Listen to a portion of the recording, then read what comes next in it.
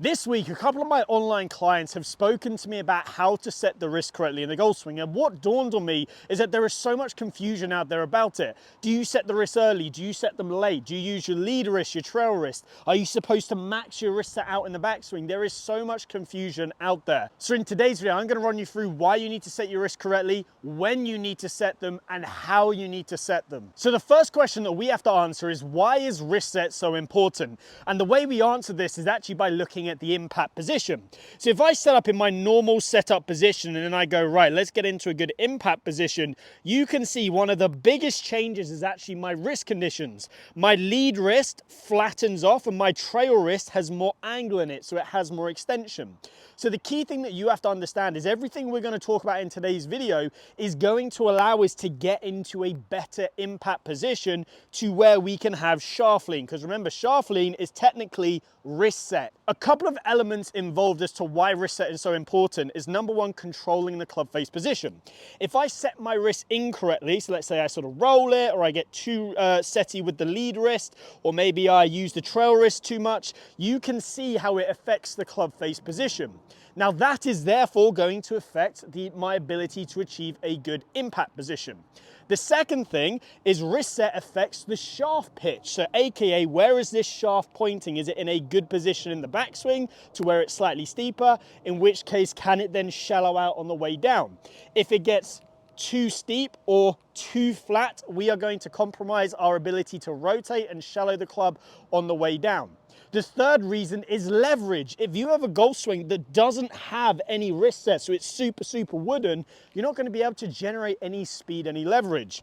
Conversely, if you have a golf swing that's way too wristy in the backswing, you're going to get out of position and then you're going to have to throw things on the way down. So as you can see, being able to set your wrist correctly is crucial for achieving a great impact position. That allows us to hit the ball further, more consistently, generate great compression, ultimately enjoy the game a lot more. Now we need to talk about, when do we set the wrist? And this is quite a contradictory topic, because some people will say set the wrist very early to where you max it, you hold it, and then you swing all the way through. Other people will say, no, it needs to be a lot more fluid. Let the wrist just sort of set naturally, kind of like this paintbrush analogy that you see so many people talk about. Now, here's the thing. I like to answer this a different question, and then we'll revert back to giving you the truthful answer. So I like to pose the question of, when is wrist set actually important? The place where wrist set matters is sort of in this delivery phase. So if we think about it, how many top players or good golfers in general do you see look like this? None. So here's the thing.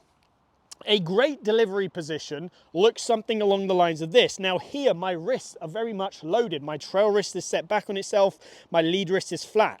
Now from here, I'm in a great position to just release the club and get into an awesome impact position. So truthfully, the position where wrist set matters is actually in the downswing. How we get there is subject to your personal opinion or your personal feels or what just works best for you. So here's what I want you to sort of understand. If we think about wrist set as a range of motion, to at address, we are 1 out of 10 on our scale. If we fully set the wrist, which we'll go into how to do that in a second, if we fully set the wrist, that is 10 out of 10. So 10 out of 10 meaning we've maxed out our wrist set. So if I get into this position here, I am probably around about an 8 or a 9 out of 10. I've really loaded this trail wrist back, and now I can release it quickly through the ball to generate speed, shaft lean, compression, all these other things. Now here's the thing I would always say is, you never want to be an 8 or a 9 out of 10 at the top of the backswing. So if you are a golfer who prefers to set the wrist early, here's what I'd say. I would say on a scale of 1 to 10, if you do your wrist set early, you want to feel like you're about a 4 or a 5 in the takeaway position, just after the takeaway position. By the time you get to the top, you want to feel like you're around a 5 or a 6, so somewhere in that sort of region. Now, if you're a golfer who prefers to set the wrist later, in the takeaway, you might feel like you're a 1 or a 2 out of 10. But by the time you get to the top, you have that late wrist set, you're going to feel more like a 5 or a 6. So as you can see, set the wrist early, set the wrist late, you've both achieved the same position at the top of the backswing, 5 or 6 out of 10. Now what you also will notice is that is less than the position down here, because there has to be a certain amount of then continually setting the wrist in the back of the trail wrist in order to get us into this good delivery position. So there is more wrist set happening as we start down, as we shift down. So as you can see, that sort of flips it on its head. You can set your wrist early, don't max it out, leave some range of motion in there, but you can also set the wrist later. At the end of the day, we're trying to achieve a similar position in terms of how much we've set the wrist at the top of the backswing, around a 5 or 6 out of 10.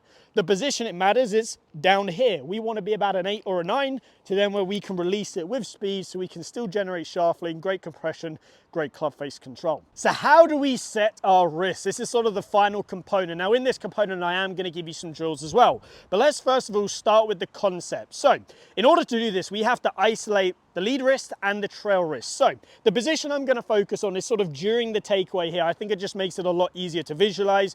But obviously, as we've just spoken about, some players will want to set just a little bit earlier. Other players will want to do it later. I will bring that in. So first of all, lead wrist. I'm going to grip the club with my lead wrist. I'm going to take it to sort of this position here. What's my lead wrist going to be doing? It is going to be pushing down on the club and also sort of pushing down. And as a byproduct, the club is going to want to set upwards this way. So you can see I am pushing downwards. The club head is then coming upwards. Now in this position here, you can see my lead wrist is cupped. And this is essentially me doing this sort of movement. I push down on the handle. That gets the club head working upwards. That is the motion that the lead wrist is doing right there. However, the trail wrist is not doing this same motion. A lot of people think the trail wrist does this. It does not do this. What it does is if I take it to this point, is the trail wrist loads back on itself like that. So it basically goes this way. The knuckles go towards the forearm. Now here's the thing. If I isolate the trail wrist, the lead wrist in this position, goes straight up. If I isolate the trail wrist, goes straight back this way. I pair the two together, wrist set is actually at a 45-degree angle. Now, if I do that there, and now I go, even if I go 45-degree angle and turn to the top, you can see my lead wrist is flat and my trail wrist is loaded. Now remember, range of motion wise, I'm at about a 5 or a 6 out of 10 right here. I could in theory set the club more, but I don't want to right there because where does wrist set matter? It matters here, it matters in the downswing. So we know that the lead wrist is pushing down on the club. If I was to do that without my trail hand on, it would cup the wrist. I know that's a question a lot of you ask. But if I do it, I push down with the lead wrist and I pull back with the trail wrist, the pulling back with the trail wrist actually gets that lead wrist flat. I hope you understand that. If not, ask a comment down below, I will answer it. So push down with the lead wrist, pull back with the trail wrist. How does this apply to golfers who set the club early? Well, you will feel like this motion just happens a little bit earlier. Again, you're not trying to max it out. Feel it like a 5 out of 10, something like that early on. So like a 5 out of 10, continue it to the top, and then the club can then continue to load into the back of the trail wrist on the way down. If you're a golfer who sets it later, I'm a golfer who sets it later. I'll chuck my swing up on the screen right now. You will see for me, I am very, very wide in the takeaway.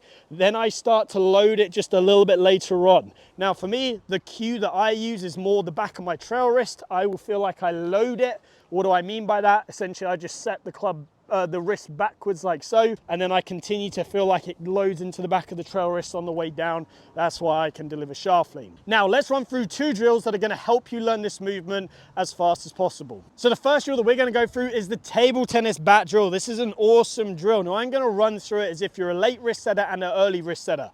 So early wrist setters, what are we going to do? Well, first of all, grip it like a golf club, red side or black side pointing towards target, doesn't matter.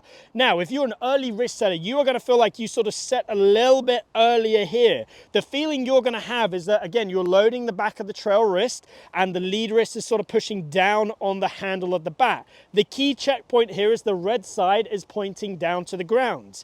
Now, as we then turn to the top, again, you're going to feel sort of like a 5 or 6 out of 10. We want to be seeing that the red bat is pointing up towards the sky. As we come down, twist this down to the ground. You're going to feel a huge amount of load in the back of your trail wrist right there, red side pointing down, and then you can rehearse a great impact position. What if you're a late wrist setter? You're still going to have the bat point down to the ground in the takeaway. You might just feel like it's like a 1 or 2 out of 10. Then from there, you're going to feel like as you go to the top, you set it a little bit later, and then you will still feel like you're 5 or 6 out of 10 at the top of the backswing right here, red side pointing to the sky. Same movement on the way down, same movement into impact. Now, the second thing you can do is you can put this on the side of the grip where your right hand will go. And again, this is going to help you sort of start to map it out with the golf club, what it should feel like and what it should feel like to get into a great impact position. And then from there, use whatever feels you have from that drill, and then it's time to hit a golf shot. Drill number 2 is the stop, check and go drill. Now this drill is fantastic if you're a little bit unsure as to whether you want to set your wrist earlier, set your wrist later. So what you're going to do is you're going to set up to the golf ball normally. Then from there, you're going to do sort of to this takeaway position to where the shaft is parallel to the ground. You are going to stop, check it, make sure everything's in a good spot, look back at the ball, and go from there. So what are we looking for in this check? Well, first of all, we want to feel like we've just pushed slightly down with the lead hand. The trail wrist has just started to pull back on itself. Lead wrist is relatively flat. We've got a little bit of set in the back of the trail wrist. Club face is matching spine angle. Now again, on a scale of 1 to 10, I feel about a 2, 3 out of 10 right there in terms of my range of motion. About a 2 or 3 out of 10. Stop, check it, look back at the ball, go from there and hit. Let me give this a go for you right here. Stop, check and go, really great drill. First of all here, stop, check it, good. Look back at the ball, now go from here. So there you have it. There is everything you need to know about the wrist set. Now, if you do have questions, please ask them away down in the comment section down below. Now, if you need more one-to-one help with your game for online coaching on the Skillest platform, check out the link. It's down in the description. And if you have enjoyed today's video, please give it a like and subscribe, and I hope to see you back here soon.